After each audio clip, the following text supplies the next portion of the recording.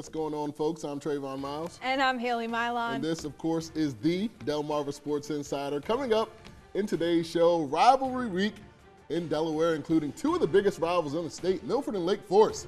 Who would take home the bell this year? Stick around to find out. The Queen Anne's Lions were looking to keep rolling as they faced Elkton in their semifinal regional matchup. And Pocomoke boys soccer all the way into the state semifinals tonight, taking on Patterson. Spencer's actually there. He'll have an update later in tonight's show, so stick around for that as well. But we begin today with the biggest game of the past weekend. One loss, Kent Island taking on North Carolina. Now remember, the Bucks took a 21-14 victory in Ridgely in week 3. This time it's the playoffs, so it's a little different. It's all on the line. All on the line. North Carolina trying to return the favor against their rival, and the Bulldogs came out like they won this one. They marched 80 yards in just 6 minutes into the game, capped it with this David Bailey Jr. touchdown. Second quarter, KI responds with this. Jordan Marciano, he rolling out. Finding Dylan Finley, he's out at the 1. And you know who the ball is going to next. Anytime it gets close to that goal line, big Austin Ryan, he's over the top for the 1-yard touchdown. Ties us up at 7 just before the half. Kent Island would actually fumble. North Carolina returns, and they turn it into points. Tay Potts gets the jet sweep. He's around the outside for the score. No points scored in the second half as North Carolina holds on to win a thriller, 14-7. I'll tell you what, this is the North Carolina team we've been looking for all season long. Last year, they ran through everybody. Right. They didn't have much trouble. This year, we see them lose to Kent Island. We see them lose to Queen Anne's. This time around, that experience from last year's run paid off, and they are into their second straight regional final. Coach James McCormick and his team weather the storm. And as for who they'll have in the regional final, I guess you got the answer for that. Yeah, I just love Tay Potts and David Bailey Jr. Yes. You cannot stop them. But yes, to answer your question, Trey, Queen Anne's was taking on the Elkton Golden Elks. Pretty creative name there, huh?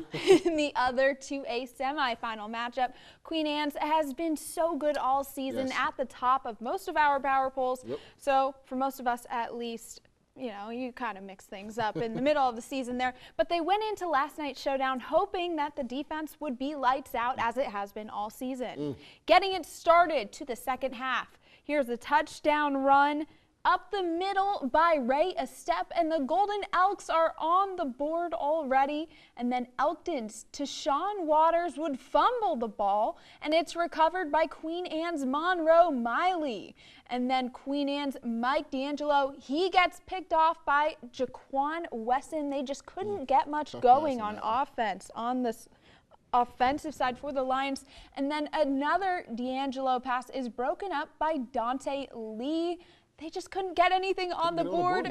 Elkton would take this thing 12-0. So it looks like we've got a North Carolina Elkton matchup next week. So it's going to be a good matchup. But just like last year, I would say a pair of upsets really. And Queen Anne's was great all season, and their defense was the backbone of the team. And we said it coming into the season that they could really rely on their defense. And only allowing 12 points is astounding, but still the offense not being able to generate much against Elkton, that says something about Elkton's D. 12 points is definitely something you can overcome, especially being at home. That Queen Anne's team had done on the ground all year long. Got to give Elkton credit for coming in and being able to stop that vaunted run offense by Queen Anne's, but not enough from Queen Anne's this year. And very, very shocking. They ran through the Bayside this year. Very much so. And only lost to Sussex Central and Delaware. Playoffs is a whole different story. If Elkton can stop the run, North Carolina might have some issues next week. We'll see what happens. Disappointing finish for Queen Anne's. Speaking of disappointing finishes, Cambridge finished off their regular season in a bad showing at home last week against Easton, their rival. Luckily for the Vikings, they're in the lowly 1A East region. They took the #1 seed, so they squared off against a team that barely got into the playoffs this year in Perryville. And this one was all Vikings. Taj Moloch, the fastest kid in the Bayside, gets the handoff here, and he is going up the middle, 39 yards for a touchdown. Shortly after that, this was like practice for Cambridge. Trey Lake, the big man, going inside on that guard trap, and he is in for the easy score. Vikings finding their groove on offense, if you will. Check out this run by Moloch, breaking a bunch of tackles right here on his way into the end zone. I said it once, he's the fastest kid in the look. Bayside. Also pretty elusive as well with the spin move. Tyler Harden also getting into the act. Back to pass. Look at the adjustment by Jake Morris. What a catch right there. I believe they call that a moss right there. Cambridge on to the second round by a final of 37-7. That is something right there. What a catch. And Kent County hit the road last night to take on Bow Manor in their first round of the state tournament. And how about those Trojans? They pull off the upset 19-0 the final. That was very surprising. Marquand Green with 3 more touchdowns on that one. South Titan on the line in Delaware. Woodbridge taking on Del Mar. Blue Raiders breaking it loose. Jamon Kane, 65 yards into the end zone. Couple possessions later, this time Troy Haynes, the sophomore lefty, back to pass, and he's finding his man Blaze Rayford down at the 2-yard line. They would cap it off with this, a 2-yard touchdown from the little guy. Tariq Reddick into the end zone. 14-0 was the score. Cats turn. Jimmy Atkins in at quarterback, and he's going to find Trey Parsons on the screen. 28-yard pickup, but we know how stingy that Woodbridge Blue Raiders defense is. Man. Their defense kept coming all night long.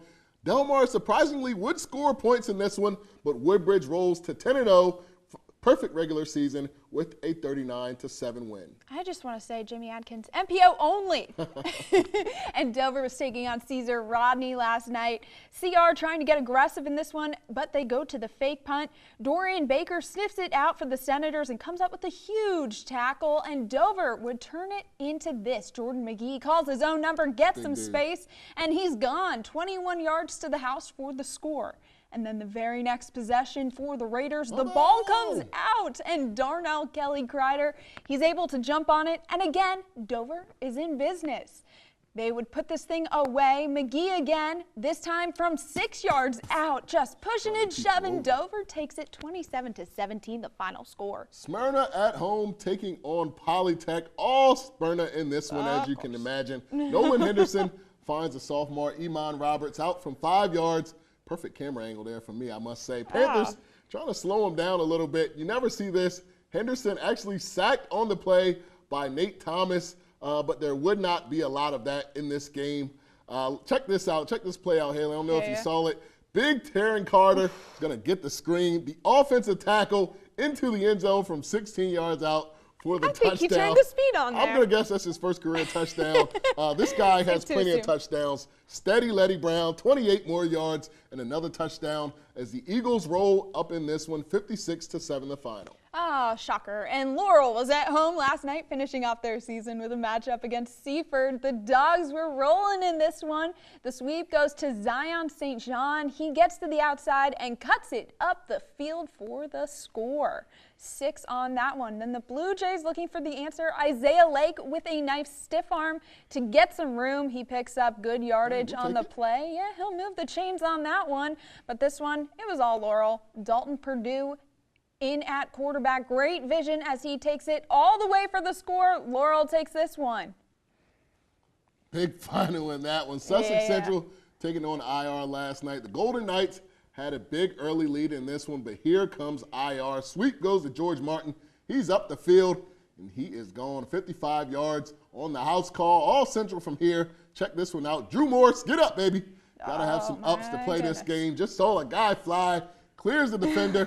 Totally worth the penalty on that one. They capped off the drive with this. John Morris off the left edge and in for the touchdown. Still in the second quarter. Golden Knights going to put this one away. Tim Jones with the touchdown run up the gut. Central rolls 54-21.